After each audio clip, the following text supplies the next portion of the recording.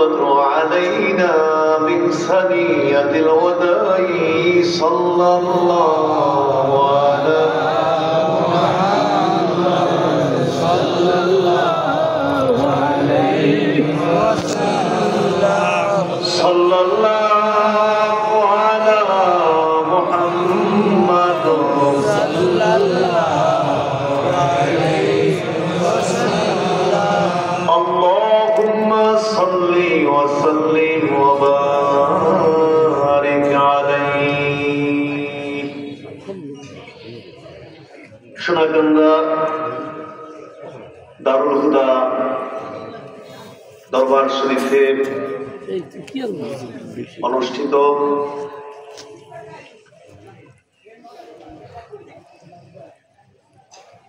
দরবারের প্রতিষ্ঠাতা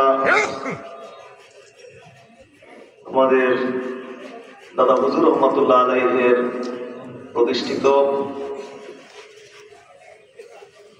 বার্ষিক ইসালে সাওয়াবের মাহফিল, বার্ষিক ওয়াজ ও ইসালে সাওয়াবের মাহফিল। এই মাহফিলে উপস্থিত, মাহফিলের উদ্বোধনী মজলিসে উপস্থিত উলামায়ে কেরাম, খোলাফায়ে আযম, সালিকিন তরিকত এবং মুআজ্জাজ হাজিরিন, আল্লাহ তাআলার প্রতি লাখ কোটি শুকরিয়া আদায় করি। আল্লাহ সুবহানাহু ওয়া তাআলা আমাদেরকে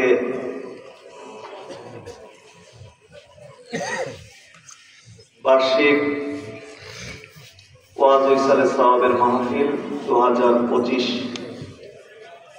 আল্লাহ তাআলা আমাদেরকে আজকের এই উদ্বোধনী মজলিসে হাজির হওয়ার জন্য তৌফিক দান করলেন। আমিন আমিন। সেজন্য আল্লাহ তাআলার প্রতি শুকরগুজার করি এবং সকলে একবার বলি আলহামদুলিল্লাহ। আলহামদুলিল্লাহ। আমরা জানি জোহরের পর মাহফিল উদ্বোধন হয়ে থাকে, দুদিন ব্যাপী মাহফিলের উদ্বোধন হয়ে থাকে। তারপরে নিয়ম অনুযায়ী একেবারে আখির মোনাজাত পর্যন্ত মাহফিল পরিচালিত হয়।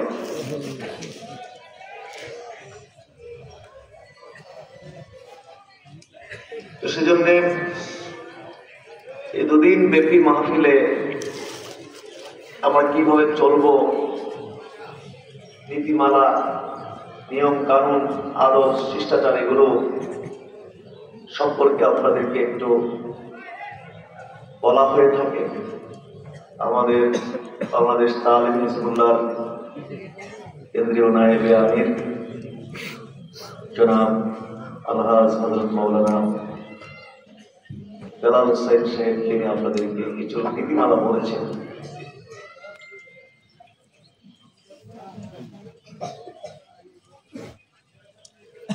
এই নিয়ম নীতির উপরে আমরা যদি চলতে পারি তাহলে আমাদের এই মাহফিলটা আল্লাহর রহমতে শেষ পর্যন্ত সুন্দর থাকবে এবং সুশৃঙ্খল থাকবে। সেজন্য এই নিয়ম নীতিগুলো আমাদের মানা দরকার আছে কিনা?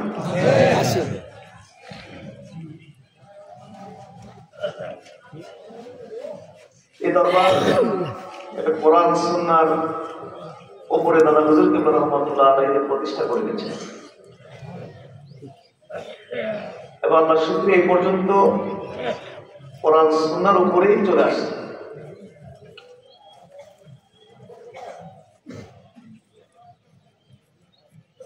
এবং শুধু এই মাহফিল না, বাংলাদেশে এই মাহফিলের এই সিস্টেমই চালু করছেন আল্লাহর ওলিরা। ঠিক, সুবহানাল্লাহ সুবহানাল্লাহ। এদেশের আপামর জনগণের দ্বীন শিখানোর জন্য, ইসলাম শিখানোর জন্য সর্ববৃহৎ যে শিক্ষা প্রতিষ্ঠান, হাজার হাজার ওয়াজ মাহফিল, এগুলো আল্লাহর ওলিরা তারা প্রতিষ্ঠা করে গেছেন। সুবহানাল্লাহ, সুবহানাল্লাহ। এবং অনেক মেহনত করেছেন এগুলোর পিছনে। এক সময় আমাদের বাংলাদেশে যোগাযোগ ব্যবস্থা ভালো ছিল না। আল্লাহর ওলিরা পায়ে হেঁটে হেঁটে গিয়ে এইভাবে ওয়াজ মাহফিল করতেন। আমার আব্বা হুজুর রহমতুল্লাহকে দেখেছি যে কত কষ্ট করেছে, মেহনত করেছে। 10 মাইল 20 মাইল পর্যন্ত পায়ে হেঁটে গিয়ে ওয়াজ মাহফিল অংশগ্রহণ করতেন। দাদা হুজুর রহমতুল্লাহর আমল তো ছিল আরো জটিল অবস্থা। ক্ষেতের মধ্যে খড় কুটার নাড়া বিছাইয়া কপি বাকি এটা দিয়ে সব ধরাইয়া টিনের চুঙ্গা দিয়ে ওয়াজ করতে হয়েছিল। এইভাবে সারা দেশের আমার ওলিরাই শত শত বছর আগে এই মাহফিল এই ব্যবস্থা চালু করে দিয়েছে। ঠিক ঠিক। এবং এই মাহফিলগুলোর মাধ্যমে এদেশের মানুষ দ্বীন শিখেছে, ইসলাম শিখেছে এবং ইসলামের ব্যাপক উন্নয়ন সাধন হয়েছে এই মাহফিলগুলোর মাধ্যমে। আজকে কোটি কোটি মুসলমান বাংলাদেশে নামাজি, আল্লাহওয়ালা, দিনদার, এগুলোর পিছনে এই মাহফিলগুলোর বিশাল অবদান আছে। ঠিক। তবে দিন দিন যে লক্ষ্য উদ্দেশ্য নিয়ে আল্লাহর ওলিরা এই মাহফিলগুলো প্রতিষ্ঠা করে গেছেন,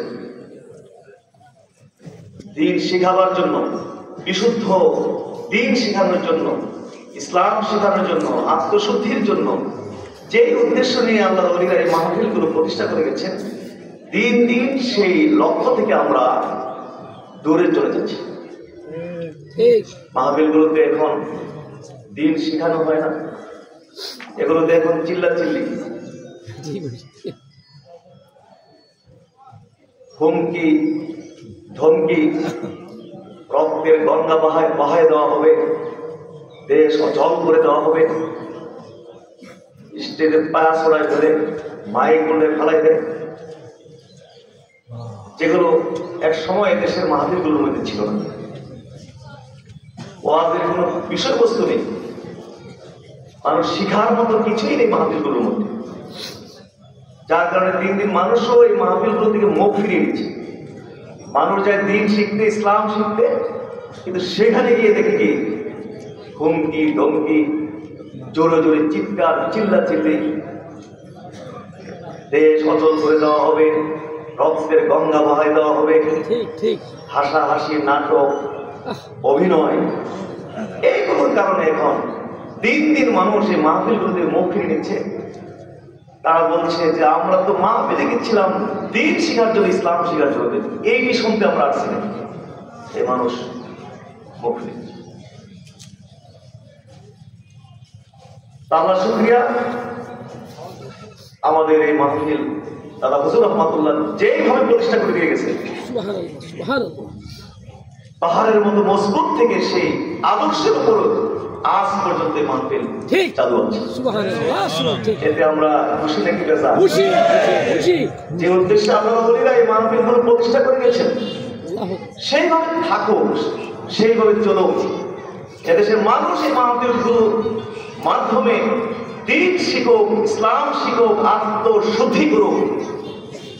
এই পরিবেশ আল্লাহর ওলিরা যেভাবে কায়েম করে গেছেন সেভাবে থাকুক, এটা আমরা কি সবাই চাই?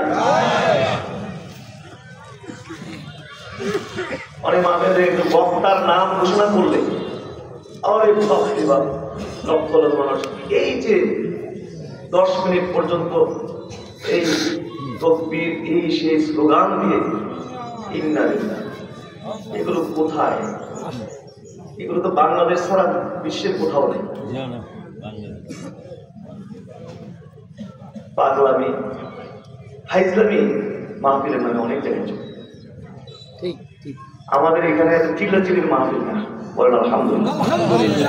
মানুষ দিন শিখবে, ইসলাম শিখবে, প্রতিটি কাজ ইসলামের আলোকে কিভাবে করবে, একটি মানুষ কিভাবে পরিপূর্ণ মোমেন, কিভাবে একটি মানুষ পরিপূর্ণ মুসলিম হিসেবে নিজেকে প্রতিষ্ঠিত করবে, এটাই হলো এই মাহফিলের মূল টার্গেট। ঠিক কি বলেন, ঠিক না? যাই হোক, এখন এত কথা বলার সময় নেই, যেহেতু দুপুরের সময়। আপনাদের জন্য দরবারের পক্ষ থেকে একটু মেহমানদারির ব্যবস্থা আছে দুপুরে, আরো কিছু কর্মসূচি আছে, ওর দিকেও লক্ষ্য করে আমাদের কাজগুলো চালাতে হবে। আলহামদুলিল্লাহ আলহামদুলিল্লাহ। তো দরবার থেকে যেভাবে নির্দেশ আসছে আপনারা সেভাবেই ইনশাআল্লাহ চলবেন, তাহলে আমাদের মাহফিলটা সুন্দর হবে। সবাইকে সহযোগিতা করতে রাজি আছে? আমাদের কমন সেন্স থাকতে হবে, একটা ন্যূনতম বিবেক বুঝ বুদ্ধি থাকতে হবে, কখন আমাকে কোনটা করতে হবে, কখন কোনটা করতে হবে না, কমন সেন্স থাকতে হবে। আমাদের মধ্যে অনেকের এটা নেই, মানে যেভাবে যখন যেমনি মনে চায় এইভাবে করতে চায়, এতে করে সৌন্দর্যটা কি হয়ে যায়, শৃঙ্খলাটা কি হয়ে যায়, নষ্ট। এই শৃঙ্খলা রক্ষা করা এটা আমাদের সবার দায়িত্ব না? আমাদের সবাই ইনশাআল্লাহ এইভাবে চলবেন। আমরা এই মাহফিলগুলোতে আসি দিন শিখতে, ইসলাম শিখতে। সেজন্য আল্লাহর রহমতে দেশের প্রখ্যাত ওলামায়ে কেরামদেরকে আমরা এখানে বিষয় নির্ধারণ করে দিয়েছি, যে বিষয়গুলোর উপরে তারা ওয়াজ নসিহত করবে। আল্লাহর রহমতে সারা রাত্র 2 দিন ব্যাপী ওয়াজ মাহফিল চলবে।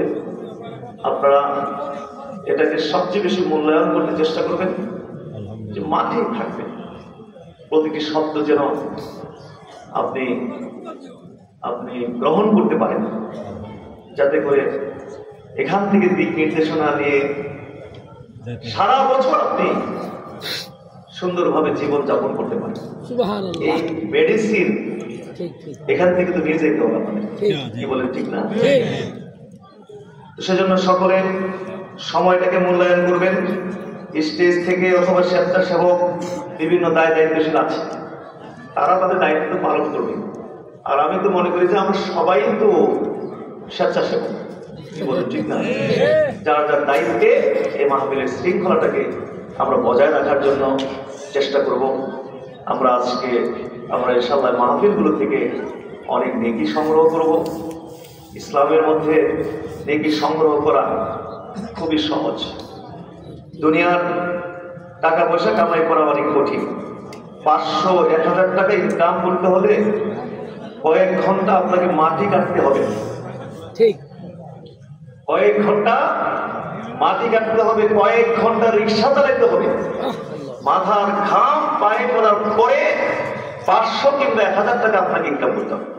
কিন্তু আখিরাতের যে ব্যালেন্স গুলো আছে, আখিরাতের যে নেকিগুলো আছে, ব্যালেন্স গুলো রয়েছে, সেগুলো অর্জন করতে কিন্তু কোনো পরিশ্রম করতে হয় না, খুব সহজভাবে কিন্তু আমরা আমাদের আমলনামার মধ্যে দিতে পারি, কি বলে, ঠিক না?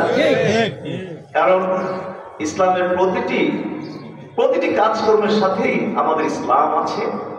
ইসলামের প্রতিটি কাজকর্মের সাথে নিয়ম কানুন আছে। যদি সেই অনুযায়ী হয়, দেখা যাবে খুব ইজি ভাবে সবগুলো কাজ থেকে আমরা কি নিতে পারবো, নেকি সংগ্রহ করতে পারবো। পানি পান করা থেকেও তো আমরা নেকি নিতে পারবো, নিয়ম কানুন আছে না?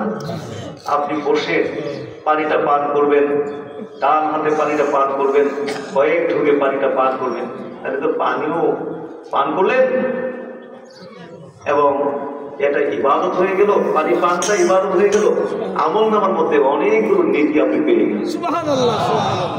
এইভাবে ঘর থেকে বের হয়ে ঘরে ফেরা পর্যন্ত এমন কোনো কাজ নাই যে কাজের সাথে ইসলাম নেই, যে কাজ থেকে আমরা নেকি সংগ্রহ করতে পারি।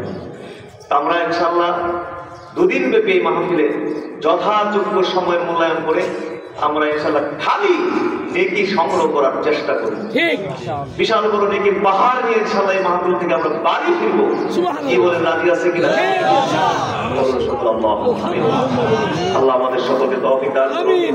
এই মাহফিলের নীতিমালা, আদব, শিষ্টাচার এগুলো আমাদেরকে বজায় রেখে এই 2 দিন এখানে অতিবাহিত করার তৌফিক আল্লাহ তাআলা আমাদেরকে দান করুন। সকলে বলুন আমিন। পরবর্তীতেও সময়ে সময়ে আপনাদেরকে নিয়ম কানুন বলা হবে দরবারের পক্ষ থেকে, এগুলো কাজ